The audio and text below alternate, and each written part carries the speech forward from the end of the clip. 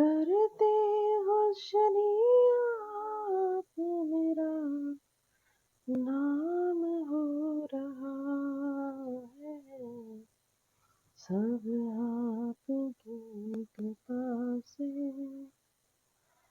मेरा काम हो रहा है। Good afternoon all of you, कैसे हैं आप सभी। आपकी होस्ट और दोस्त अक्कू आपके साथ। आज हम बात करेंगे समर्पण की।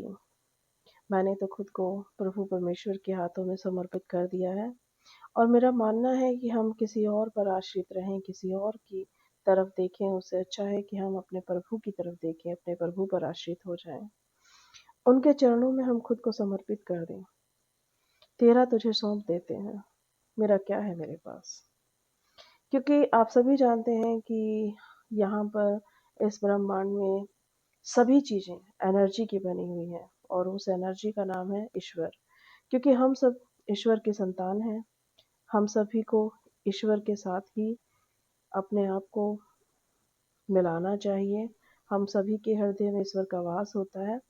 कहते हैं ना कि एक बच्चे में भगवान है, तो बड़े होते हुए भगवान कहाँ चले जाते हैं। भगवान तो वही होते हैं, बस उसे हमारी बड़े होते होते जो लालसा, जो लालच, जो ईर्ष्या होती है, वो कहीं ना कहीं उस पर परत दर परत बना देती है और वो ईश्वर जो बच्चे के मन में, छोटे से बच्चे के मन में छुपे होते हैं, वो बड़े होते होते हमारे मन में धूमिलित हो जाते हैं। लेकिन ऐसा नहीं है कि बच्चे के मन में ईश्वर है और हमारे मन में नहीं है, हमारे मन में भी ईश्वर है। ठीक है, फिर जब हमारे मन में ईश्वर है, हम उस ईश्वर की संतान हैं, हम उस ईश्वर का स्वरूप है, हम उस ईश्वर का ही कण है, हम उस ईश्वर की ही एनर्जी से बने हैं। ठीक है, तब हम लोग इतना सब कुछ होने के बाद भी दुख से क्यों द्रवित हैं, दुख से क्यों परेशान हैं, चिंताओं ने हमें क्यों घेर रखा है। स्ट्रेस आज एक बहुत ही फेमस और जाना माना वर्ड है, स्ट्रेस। क्या होता है स्ट्रेस? देखो, अगर मनुष्य के अंदर माइंड है तो प्रक्रिया होगी और एक बहुत ही सिंपल सी प्रक्रिया है स्ट्रेस। लेकिन जब वही प्रतिक्रिया, वही क्रिया, वही स्ट्रेस हमारे मन पर हावी हो जाता है, हमारे दिमाग पर हावी हो जाता है, तो वो जो बनता है वो होता है उसका एक ऐसा रूप जो कि उसको इतना ज़्यादा अंदर ही अंदर बढ़ाता चला जाता है कि हम डिप्रेशन में आ जाते हैं और उस डिप्रेशन के कारण हम कहीं ना कहीं बहुत सारे गलत और सही कदम अपनी ज़िंदगी में उठा लेते हैं। अब अगर हम स्टडीज़ की बात करें तो American society of mental health ये बताती है कि 74% ऐसे लोग हैं पूरी दुनिया में जो कहीं ना कहीं स्ट्रेस से घिरे हुए हैं। अब वो स्ट्रेस कम है या ज़्यादा है, वो एक अलग चीज़ है, क्योंकि स्ट्रेस के दो वो होते हैं। एक होता है डिस्ट्रेस। ठीक है, डिस्ट्रेस का मतलब ये नहीं कि वो स्ट्रेस में नहीं है, डिस्ट्रेस का मतलब है कि वो एक ऐसी स्ट्रेस की स्टेज पर है जहाँ से वो खुद को मैनेज कर सकता है। ठीक है, और एक होता है यूट्रस। ठीक है, ये दोनों ही स्ट्रेस के ही अलग अलग होते हैं। अब हम बात करेंगे कि अगर हम स्ट्रेस में हैं तो क्यों है हम स्ट्रेस में। ठीक है, क्या कारण है। ठीक है, अब स्ट्रेस में होने के, देखो पहले तो ये कि जिंदगी के ही कुछ ऐसे आयाम हैं जिससे बाहर जिंदगी को निकाला ही नहीं जा सकता। 3 ही आयाम में हम पूरी जिंदगी को बांट के रख सकते हैं। पहला है हमारी हेल्थ। हेल्थ से जुड़े हुए जितने भी आयाम हैं उस सबको हम हेल्थ के अंदर रखेंगे। दूसरा है मनी, जो आजकल एक फेवरेट सब्जेक्ट हो गया है सभी का, मनी मनी मनी। ठीक है, और तीसरा है हमारी फैमिली, हमारे रिलेशंस। इन 3 ही आयाम के अंतर्गत पूरी जिंदगी के जितने भी इश्यूज हैं, चाहे वो अच्छे हैं चाहे वो बुरे हैं, वो सब इन तीनों के ही अंतर्गत आ जाते हैं। ठीक है, अब हम बात करते हैं कि जब जिंदगी इतनी खूबसूरत है, देखो हेल्थ हमारी है, हम उसे अच्छा या बुरा अपनी मर्जी से रख सकते हैं। दूसरा है फैमिली। भाई फैमिली मतलब हमारे रिश्ते, हम वो रिश्ते क्यों खराब होंगे? क्योंकि ये बात सच है कि रिश्ते हमसे प्यार करते हैं और हम रिश्तों से प्यार करते हैं। तो जब हम दोनों एक दूसरे से प्यार करते हैं तो फिर उनमें कैसे वो हमें स्ट्रेस दे सकते हैं? तीसरा कारण है मनी। हाँ, मनी कहीं ना कहीं डिपेंड करती है हमारे ऊपर भी और अदर्स के ऊपर भी। वो एक डबल फैक्टर्स काम करती है, ठीक है। बट कहीं ना कहीं उसका भी सोल्यूशन हमारे ही हाथ में होता है।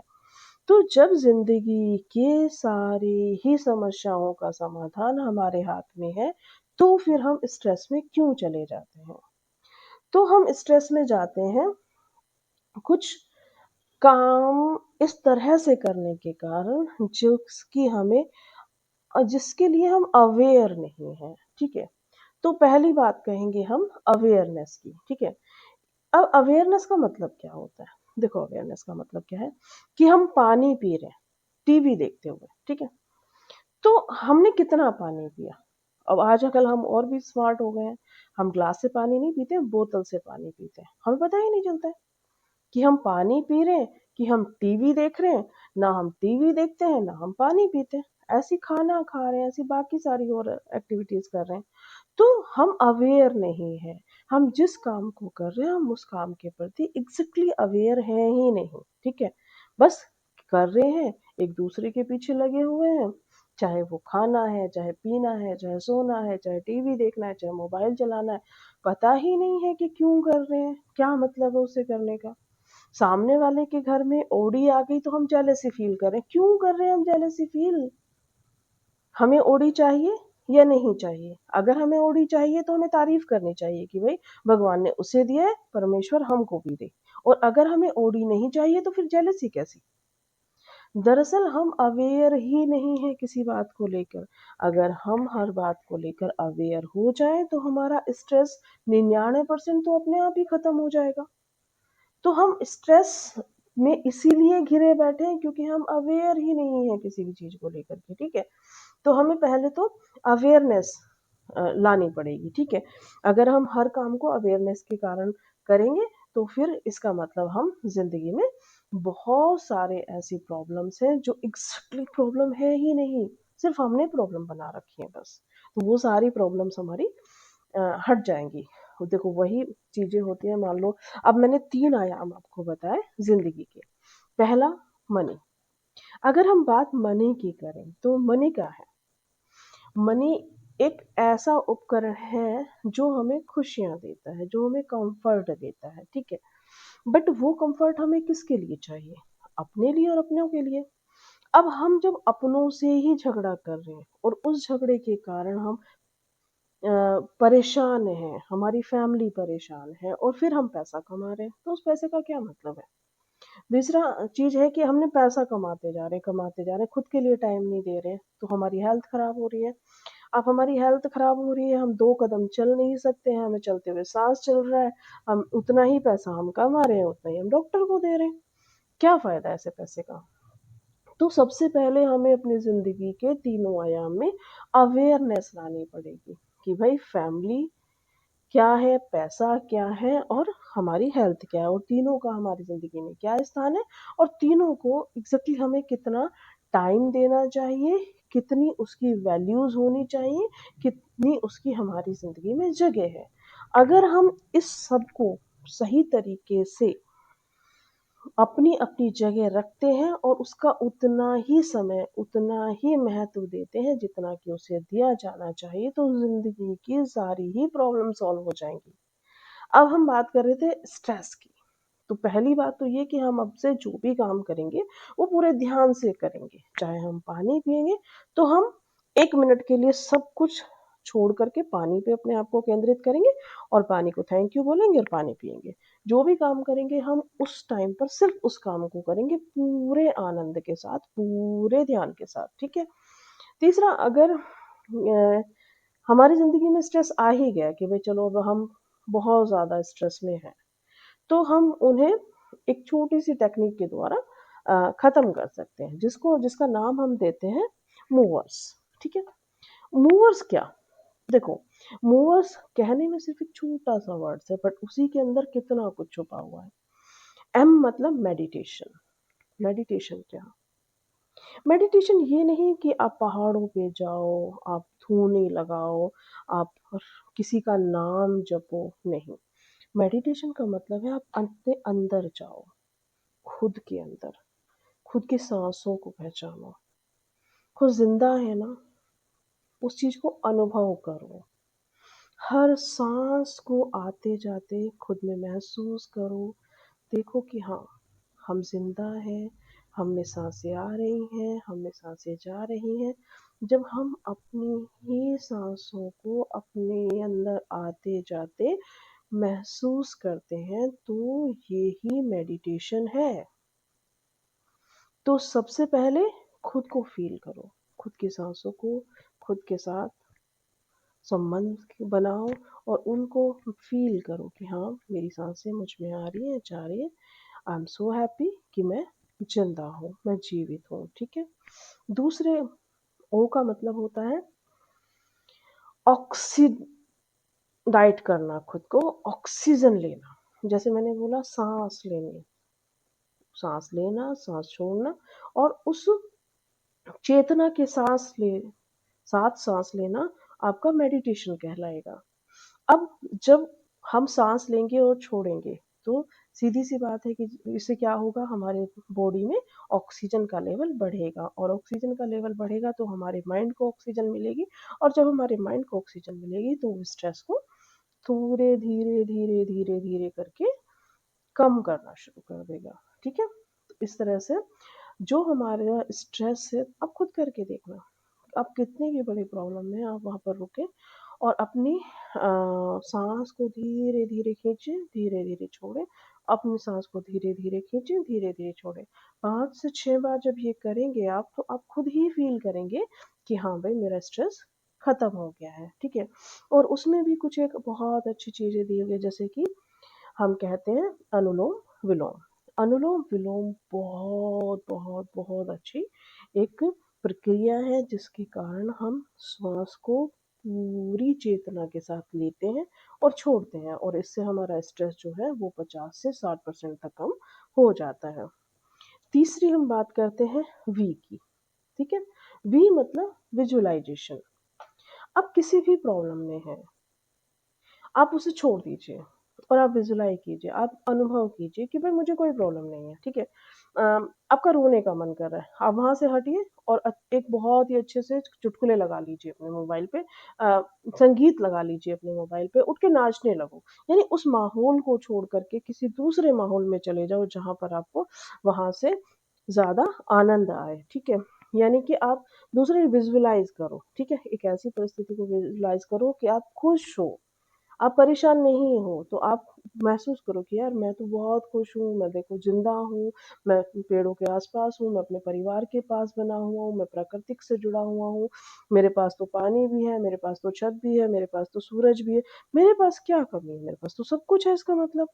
तो जब आपके पास सब कुछ है, जब आप में पूर्णता की भावना आती चली जाएगी, तो आपका स्ट्रेस खुद ब खुद कम होता जाएगा। विजुअलाइज़ेशन पे हम पूरा एक वीडियो बनाएँगे, पूरी एक चर्चा करेंगे कि किस तरह से विजुअलाइज़ चीज़ों को करना चाहिए और उसका कितना ज़्यादा बेनिफिट्स होता है। लाइफ़ में भी स्ट्रेस तो कम करता ही है, बट इसके साथ-साथ हमारी लाइफ़ को भी बहुत बेहतरीन बना देता है, उसका नज़रिया ही चेंज कर देता है।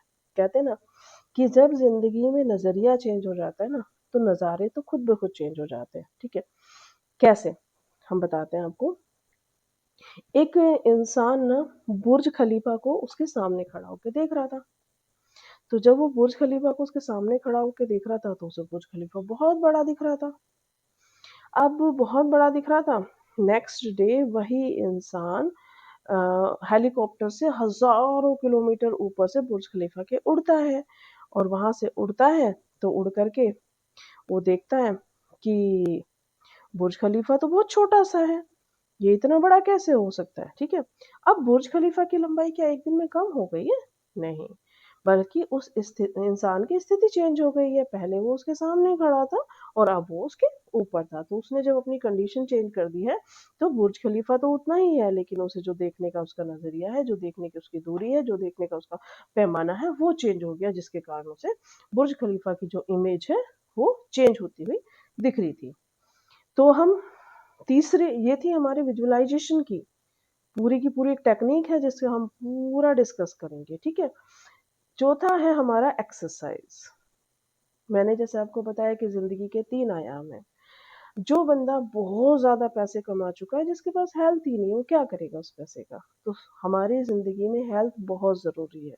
और अगर आप बिज़ी रहते हैं तो 15 से 20 मिनट आप डेली एक्सरसाइज कीजिए। भारी एक्सरसाइज नहीं कर सकते, आप वॉक कीजिए, ठीक है? आप साइकिलिंग कीजिए, आपको जो बेटर लगे, जो आपको खुशी दे, आप डांस कीजिए, आपको जो भी अच्छा लगे उस तरह की आप एक्सरसाइज अपनी ज़िंदगी में ज़रूर इंक्लूड करें। अब हम बात करते हैं आर की। आर मतलब रीडिंग। क्या रीडिंग करनी है आपको? क्योंकि रीडिंग में तो बहुत कुछ है जो अच्छा भी है और खराब भी है। तो रीडिंग हमें वो चीज़ें करनी है जो हमारी ज़िंदगी को पॉजिटिव बनाए। हमें जिस भी देखो हम जिस भी फ़ील्ड में कामयाब होना चाहते हैं, हम उसी ही फ़ील्ड की कुछ किताबें ले लें, अपने इंटरेस्ट से रिलेटेड। अगर हम पैसा चाहते हैं, तो हम पैसे से रिलेटेड कि भई कैसे हम पैसा कमाएँ, कैसे हम पैसा बढ़ाएँ, कैसे हम पैसे को मैनेज करें। अगर हम हेल्थ अच्छा करना चाहते हैं, तो हमें कौन-कौन सी एक्सरसाइज़ करनी चाहिए, कौन-कौन सी एक्सरसाइज़ के क्या-क्या बेनिफिट्स हैं। अगर हमें रिलेशंस ठीक करने हैं, तो भाई हमें किस तरह से कौन-कौन से रिलेशन पर कितना काम करना चाहिए, कितना इम्पोर्टेंट मानना चाहिए, उस तरह के हमें बुक्स को रीड करना ज़रूरी है और वो आपको डेली रीड करना चाहिए। अगर आप अपनी ज़िंदगी में रीडिंग को लेके आते हैं, तो आपका स्ट्रेस जो है काफ़ी कम होता जाता है और आपकी जो स्किल है उस एक पर्टिकुलर एरिया पर, वो भी बढ़ती चली जाती है। अब हम लास्ट में बात करेंगे स्कार्पिंग की। वो क्या होता है? अगर हमारे ज़िंदगी में बहुत सारी ऐसी चीज़ें होती हैं जो हमें परेशान करती हैं। किसी ने हमें गाली दी, किसी ने हमें बुरा-भला कहा, किसी ने हमारी डिसरिस्पेक्ट की, किसी ने हमें ताना मारा, किसी ने हमारे चेहरे को कुछ बोल दिया, हमारी बॉडी को कुछ बोल दिया, हमारे घरवालों को कुछ बोल दिया। तो वो सारी चीज़ें कहीं न कहीं हमें बार-बार, बार-बार याद आती रहती हैं और हमें स्ट्रेस देती रहती हैं और यही एक कारण होता है एक्ज़ैक्टली स्ट्रेस का। बॉस के प्रति स्ट्रेस हो जाता है, फैमिली के प्रति स्ट्रेस हो जाता है बंदा या फिर पैसे को लेकर बहुत ज़्यादा स्ट्रेस में आ जाता है, ठीक है? वो जिस भी चीज़ को लेके स्ट्रेस में है, उससे जुड़े हुए फैक्ट्स को लिखे कि भई बॉस ने अगर उसे कुछ कह दिया है, तो किस कारण उसे कहा? उसे इसलिए कहा कि भई वो ऑफ़िस लेट आया, लिख दो आज बॉस मुझ पे चिल्लाया कि मैं ऑफ़िस लेट आया, कल से मैं टाइम से जाऊँगा। अपने जो भी तुम्हारे अंदर की नेगेटिव थॉट्स हैं, उन सभी थॉट्स को एक पेज पे लिख दो और उसका एग्ज़ैक्टली सॉल्यूशन क्या है, ठीक है? वो भी साथ-साथ लिख दो और लिख कर के छोड़ दो। हमारे माइंड में जब भी कोई चीज़ बार-बार, बार-बार घूमती रहती है ना, तो वो हमारे माइंड को ना कहीं न कहीं ब्लॉक करती रहती है। जब हम उसे पेज पे लिख देते हैं या हम उसे किसी से बोल देते, कहते हैं ना कि दुःख बाँटने से कम हो जाता है। एग्ज़ैक्टली क्या होता है कि वो दुःख अंदर ही अंदर हमें खोखला करता रहता है, ठीक है? लेकिन जब हम उसे किसी और से कह देते हैं, तो वो निकल जाता है और वो निकल जाता है और हम भूल जाते हैं फिर धीरे-धीरे उस चीज़ को। तो हम किसी और से नहीं कह सकते, तो सीधा हम एक पेज लेंगे, उसपे लिखेंगे और लिख कर के छोड़ देंगे। बार-बार उसे पढ़ना नहीं है, बार-बार उसे देखना नहीं है, ठीक है? तो ये मूवर्स जो टेक्नीक है वो इतनी अच्छी है कि अगर आप उसे डेली लाइफ में करेंगे तो आपके 100% स्ट्रेस को ये ख़त्म कर देगा। प्रॉब्लम सॉल्व नहीं होगी, ये बात सच है कि प्रॉब्लम के लिए हमें प्रॉब्लम पर काम करना पड़ेगा और प्रॉब्लम पर काम करने के लिए ये ज़रूरी है कि उस प्रॉब्लम को जान लिया जाए।